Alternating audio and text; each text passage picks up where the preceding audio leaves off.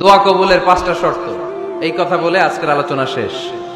এই যারা বলেন দোয়া কবুল হয় না, দেখেন নিজেদের সাথে মিলে কিনা। এই 5টা শর্ত যদি পাওয়া যায়, মুহূর্তেই আপনার দোয়া আরশে যে নক করবে।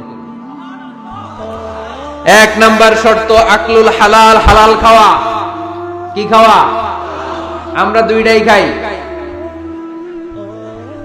হালালও খাই হারামও খাই। বেশি খাই কোনটা?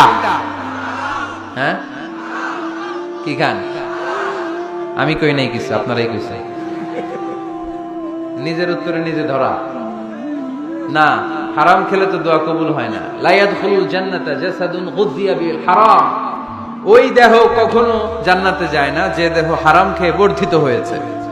কেন দোয়া কবুল হয় না? মিলিয়ে নেন নিজের জীবনের সাথে, জাস্ট একটু মিলিয়ে নেন, খেয়াল করেন। আকলুল হালাল 1 নাম্বার শর্ত। ইউর ইনকাম শুড বি হালাল, ইউর ফুড শুড বি হালাল, ইউর ড্রিঙ্ক শুড বি হালাল, ইউর ফ্ল্যাট শুড বি হালাল, your bank balance should be হালাল। চিল্লায় বলেন ঠিক কিনা?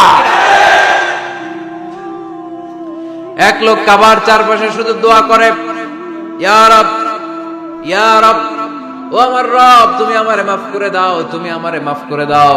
এই সাহাবীর কান্নাকাটি দেখে, এই লোকের কান্নাকাটি দেখে অন্য সাহাবারা বলল, আজকের সব সওয়াব এই লোকে নিয়ে যাবে। সব সওয়াব তো আজকে উনার। এর দোয়া কবুল। আল্লাহর হাবিব বললেন, ওয়া মাতআমুহু হারাম, ও যা খায় হারাম খায়।